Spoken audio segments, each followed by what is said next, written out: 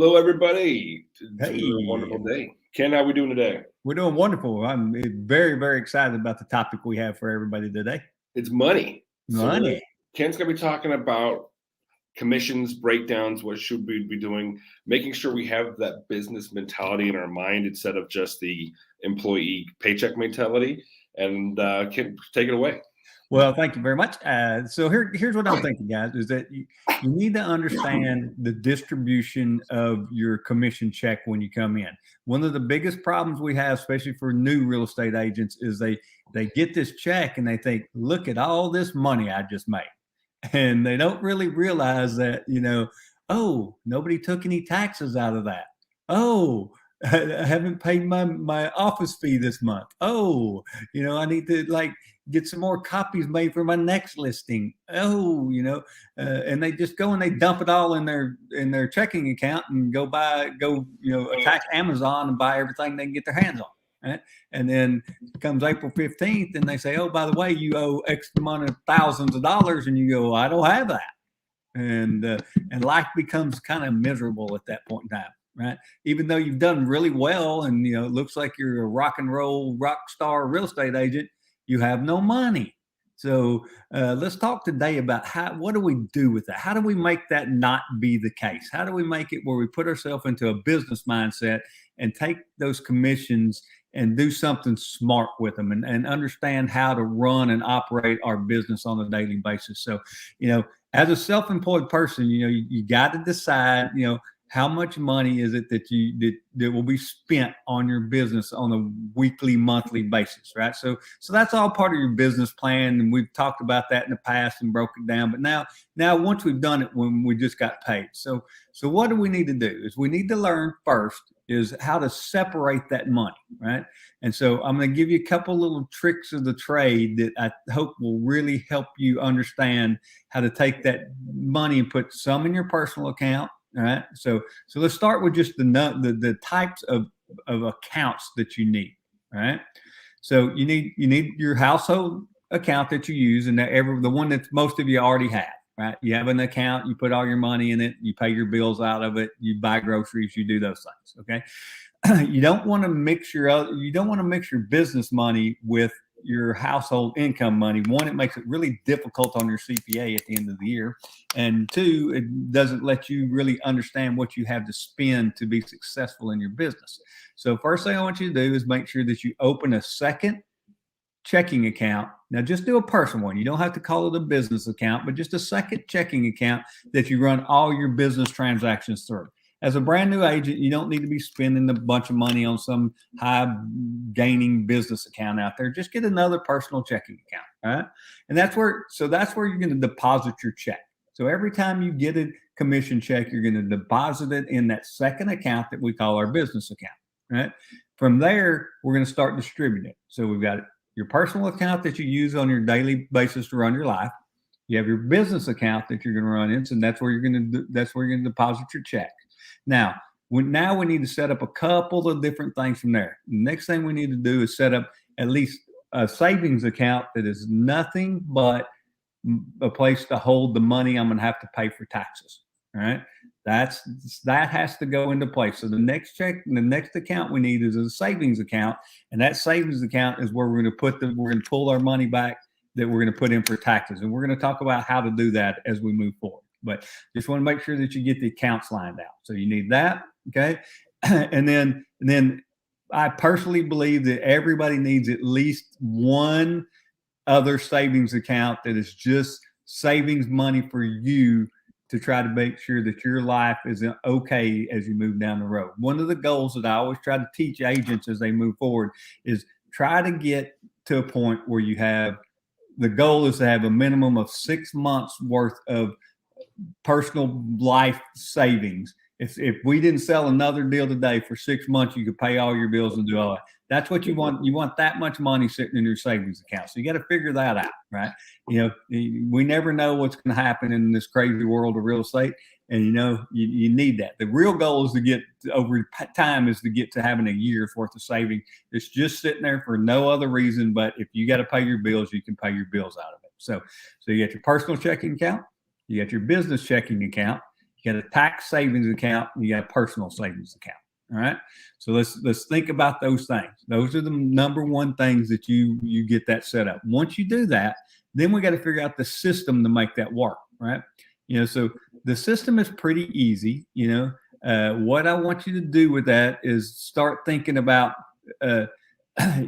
how do I set it aside? What do I set aside? So let's start out with taxes. Taxes, if you'll do that first every time, then that money, you're not tempted to use it. So you want to put somewhere between 20 and 30% of each commission check that you get back into your savings tax account. So you want to put 20 to 30%. I recommend, if you can, do 30. And then if you don't need all that tax money at the end of the year, you can give yourself a bonus back out of it. Okay. You see what I'm saying? Kind of fun there, especially because you can do it if you're keeping up with your records, you can do it right around Christmas time. So, but if you'll put 30% of your money back, for sure 20, but try to do 30. And that goes into your tax account. And it goes every check without fail. I don't care what's going on. I know, we're behind and I got to get my car payment in this month. You got to pay your taxes, guys. I'd rather be 1 month behind on your car payment than have to deal with the IRS. I'm just telling you. So just put that money back for tax. So that first thing you're going to do is do that. You're going to put that savings back and you're going to put that 20, 30%. Okay. Now we have 70% left, right? So what do we do with that 70%? That's what we're going to live on. All right. That's what we're going to run our business on. That's what we're going to do the different things that we're going to do on. So what you have to come up with, and you do it based upon your monthly household budget. So if you haven't done a monthly household budget, we talked about that last time. You can go back and look at our business planning. There's a monthly household budget in there that we talked about. Right. So once you budgeted your household, you know how many dollars a month you need to maintain to pay your house payment, your car payments, how much you need to spend on food, how much you need to spend, go out on entertainment, whatever it is, kids soccer, whatever it costs, you got all that laid aside. So you know what that is. Right.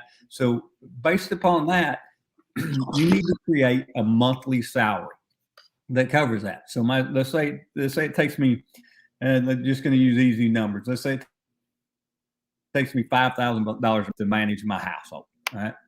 So if that's the case, that covers all my bills, all my food, everything that I need to do on a daily basis to manage and run my household. Pays for all that. Right. So I got to figure out, how do I take, when I get paid out of my business account, and give myself that salary of $5,000. Now, if you're new and you say, Kent, man, I never got a check for $5,000. Well, you have to set goals and you have to try to get there, but always try to pay yourself. And in the beginning, you may have to pay everything back to yourself out of it and just work towards getting to this. I understand that, but the goal is to get where we're talking about. So give yourself a base salary and know what it is, right? If you know what that salary is, then you know what you can pull out once a month and put into that account, and it covers your bills for you. So first thing, get the commission check, pull your taxes out. Second thing you do is pay your salary to yourself. All right. Now, so once you've done that, I want you to try to figure out, how can I take some of that money and deposit it, number one, into a retirement account, right? So you want to put a little bit of your money into, maybe 10%, deposit 10% of it into an account that's long-term for you, that at the end of the month, you can roll it into some kind. I'm not going to try to give you financial advice and tell you where to go invest money, but, find somebody that's good at that's what they do, but at least put 10% of it in some kind of a place where it earns you money and earns you something long-term. You can't really sell houses your entire life. So now I know a few people that were able to do it, but most of us are just not quite that good, and we can't get that done. So hang on a second. Yeah, I know an agent who can. Everyone's strong. So I'll make a donation to Easter Seals or something, so that we don't get in trouble over that. So make sure that you're putting that money back in something for retirement, right? Then what we talked about before, put 10% or so into that short-term reserve account, so that you have can build that money up so you got that 6 months sitting there that you're looking for to make sure you don't get yourself in trouble, right? All right. And then personally, I like to give back. I like to give something to the community. Maybe do something. If you're a member of a church, maybe tithing. Put 10% of that back into the community, back into something that's going to help. Right. So you gave yourself a paycheck. Right. You've deposited a little bit into a retirement account. You deposit some into your short-term reserve so you know that you can take care of yourself if business, because this business is like riding a roller coaster, man. It goes up and down, right? And we all know that. And the longer you're in it, the more you understand that, right? So make sure you're putting them reserves in, right? And then the money you have left over, that's what you manage your business on, right? So you're gonna have a percentage of that money left over based upon what your salary is, and don't make sure that you're covering enough of there that you can pay your bills for your business, because your business will not survive without money.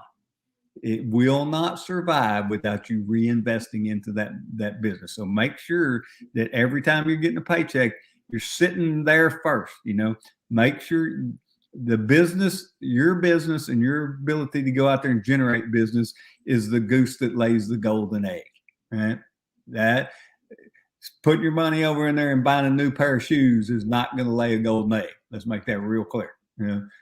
Put money into marketing, putting money into a function or an event, that's gonna lay a golden egg. So make sure that you're putting that money aside. So I call it's kind of like the 70-10-10-10 rule. So I put, I take 70% of the paycheck and put here, I deposit 10 into my short term, 10 into my retirement term, and 10 into my community in some way, shape, or form. Now, that if you'll follow that little simple system, it makes all the difference in the world, guys. You're going to look up one day and go, man, that really, really makes me comfortable, And I'm going to tell you, I'll never forget. And this happened years and years ago. But once I learned this, and I learned this from a dear friend of mine, Brian Buffini, he teaches this, and that's where I kind of got it.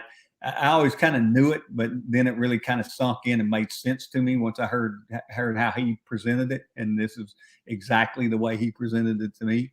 Is that now when I was putting those short-term reserves away, I used to always save money, but it never had any exact purpose, And when I got that exact purpose that I was going to put, 6 months worth of my monthly household expense into a savings account, so if something happened, life was going to be okay.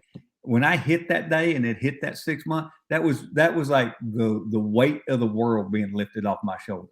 I went, my gosh, man, it really would be okay if something happened and I didn't get work for 6 months.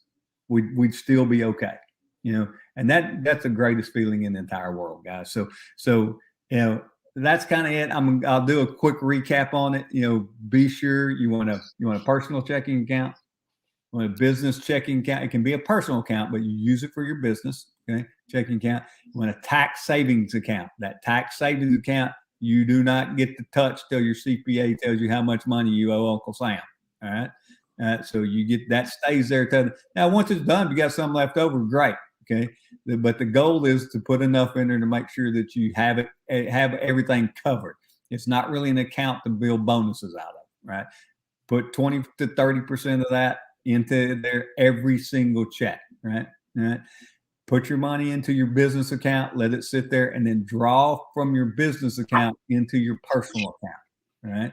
Make sure that you're putting 10% back to do something for retirement, and 10% back for your short-term reserves in case something happens and the market moves or crashes or does whatever it does.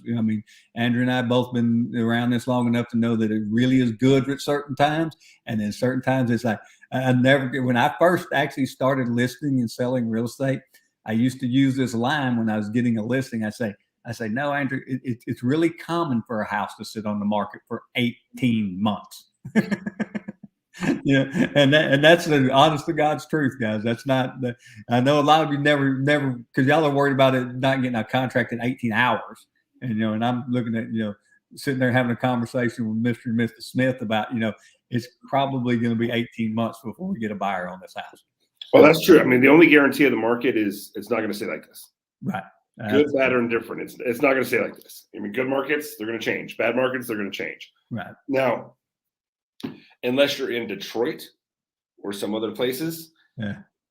how good you will do is dependent on how quality of an agent you are. Right. I mean, even in a bad market, Right. good agents are still making money. So, well, yeah, because that's the thing. I don't want to ever scare anybody, because here's what I believe is I believe that life goes on no matter what type of market it is.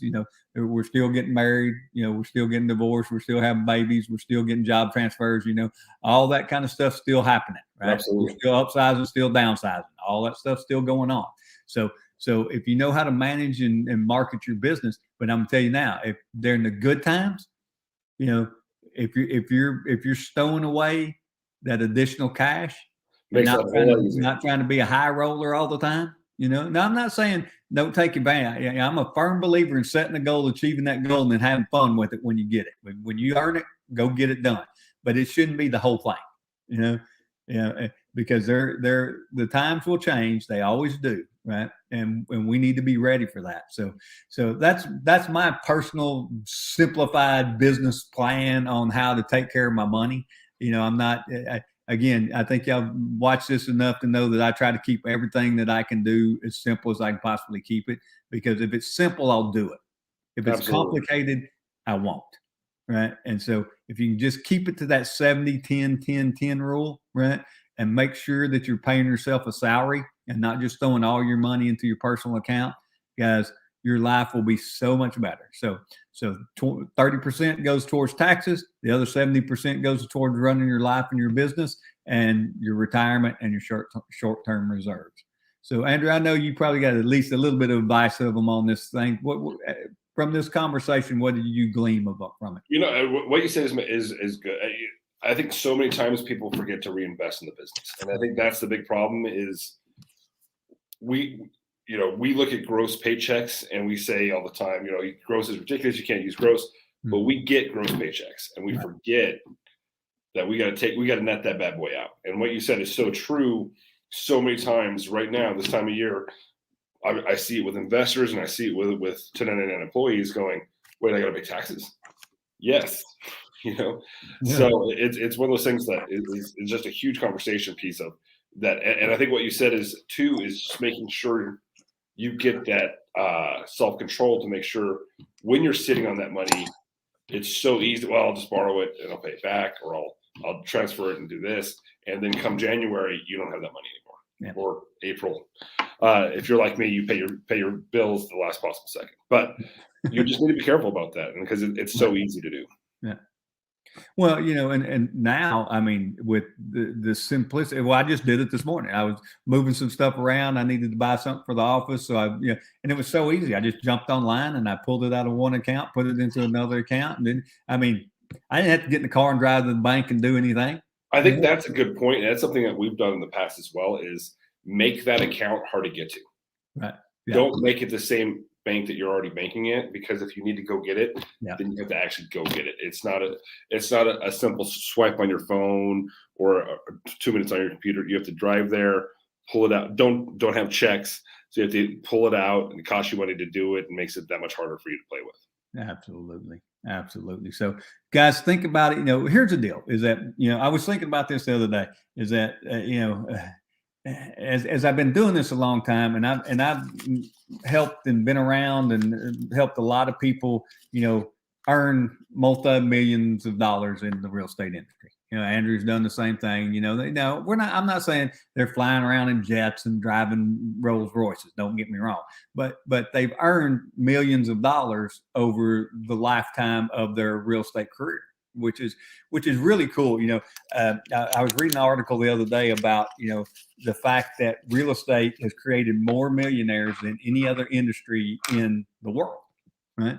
And that's and I knew that going in, but I never really thought about what is it, why has it done that? Well, because we're dealing with an asset, especially in the United States and probably Canada too, is that, is we're dealing with the most valuable asset that most people ever own, and that asset increases in equity every day. So as we're going out there helping people buy and reinvesting in real estate, it just kind of just does that domino effect of building that income as it's coming up, and which creates that ability for you to be able to say, yeah, I'm a millionaire, and think about it. If you just put the time and the effort in and just do the simple things that we're asking you to do, guys, that's where you're going to get to. I was listening to a podcast and it was just kind of about business. It wasn't really about real estate. But it said what he basically said was this, is that, you don't want to be a 10-star producer with a 5-star opportunity, right? If you're a 10-star producer, you need a 10-star opportunity, right? And that's what real estate does. It's for people that are really willing to go out there and do it. It puts you in a position where you can take advantage of that 10-star opportunity. So, before long, I'm going to have a whole training session on just that by itself. but the first thing we got to do is we got to be fundamentally basic and fundamentally sound. I'm a big football fan. I know Andrew knows that, but you sit back and I was watching a documentary the other day on Vince Lombardi. And Vince Lombardi, he was teaching what they call the Packer Suite, right? And he was teaching it to a class of young coaches, which John Madden was one of the young coaches sitting in there. Some of you may have seen this documentary before.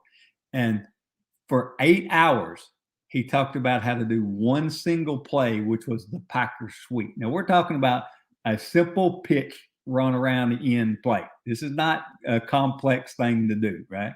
But he talked about it for 8 hours, and at the end of his session, he looked at those coaches and said, "I'm sorry, I didn't get to talk about it in full detail." Right?